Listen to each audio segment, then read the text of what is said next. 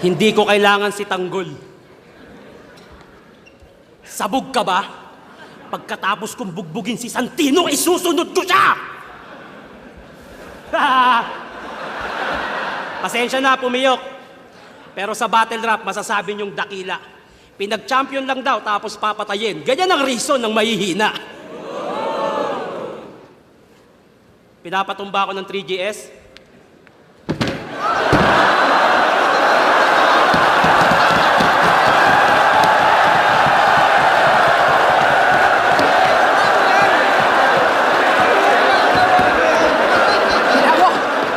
Bitawan mo ako!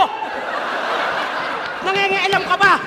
Kung pinatumba ko nila, kaya kong tumayo mag-isa!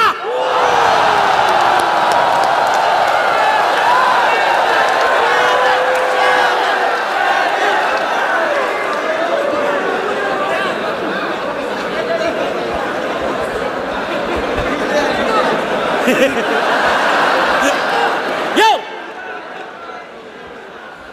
Nung laban namin ni Choke Maestro, meron akong inulit na linya mula sa laban namin ni Sinyo sa Taiwan. Successful ka. Successful din ako. Mahusay ka. Mahusay din ako. May tsura ka, tas bigla ako natigilan. Sinadya kong ulitin yun. Alam kong makukuha ko atensyon mo para lumaban. Well, I got you. Senaryong paulit-ulit. Tinalo kita sa 2x2, tinalo kita sa Taiwan, natatalunin ulit kita ngayon, ito ay deja vu. Handang-handa ako sa battle na to. Yung gigil ko sa battle rap, ikaw lang ang pinaglaanan. Sa sobrang focus ko, kaya kong magjakol kahit may problema pinagdadaanan.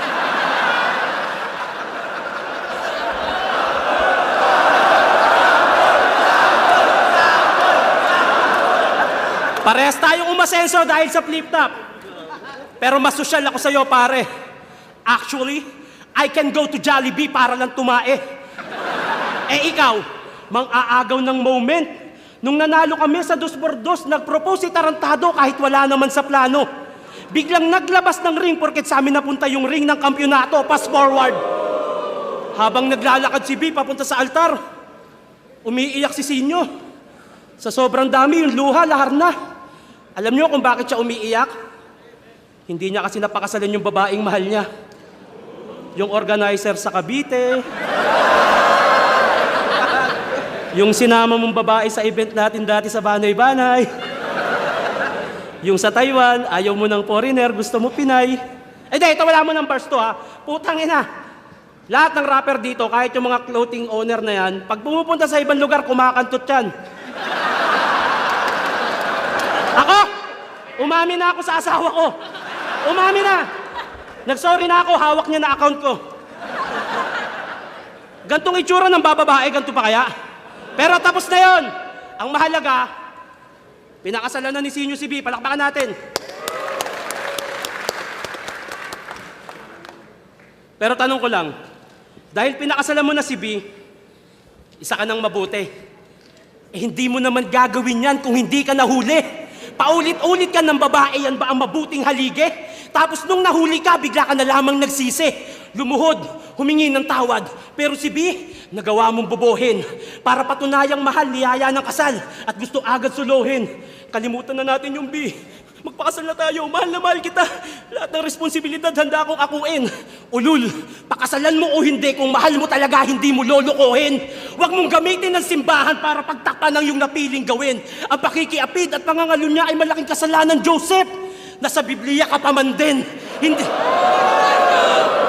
Hindi kita gagayahin. Kapag kami naman ang nasa simbahan, kahit sumigaw ka pa ng itigil ang kasal, hindi mo mapipigil ang binyagan. Wala akong plano magpatawa. Pero alam kong matatawa kayo kahit anong gawin ko. Putang ina kasing mukha to. At least alam nyo na kung saan lang lamang si Sinyo. Ikaw na mas mayaman, mas sikat, mas pogi. Ako na magpapaubaya. Sa'yo na lahat niyang hayop ka. Basta sa akin si Bini Sheila at Bini Aya. Nangyari na to nung 2x2. Pero walang katambal na M-site. Masasabi niyong iba ako magseryoso, parang love at first sight. Kalabang ko, nananalo lang pag mandadamay at malalait. Ang problema mo, malaki lang tiyan ng kalaban mo, pero di naman ganun kapangit.